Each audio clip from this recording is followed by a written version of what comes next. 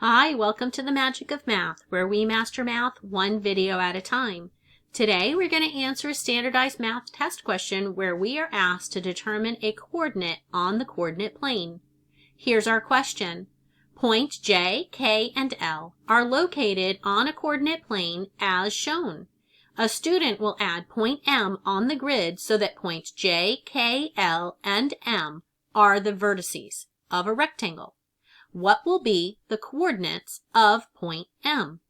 I'm going to ask you to pause and solve now. Come back and hit play when you're ready to check your work. Welcome back. So I want to begin by making sure that you understand vocabulary. If you want to review vertices and other parts of geometry figures, there is a link here to a video to review all of that. So let's answer this question now. So we are being asked to make a rectangle on this coordinate grid. We're going to finish it. They've started it, giving us the three vertices, J, K, and L.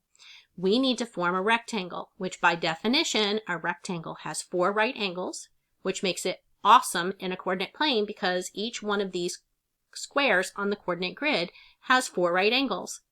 So they've given us J, K, and L, and they want us to add point M to make a rectangle.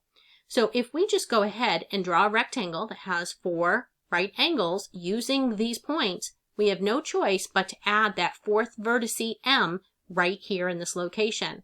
So now that we've done that and drawn it in visually, we need to identify the ordered pair that represents this. So the coordinates would be the X coordinate is 6. And the Y coordinate is 5. This is the X coordinate because I come down to the X axis for 6, and I go over to the Y axis to 5.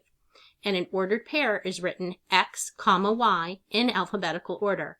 So we know that the answer to this problem is choice D, the ordered pair 6, 5.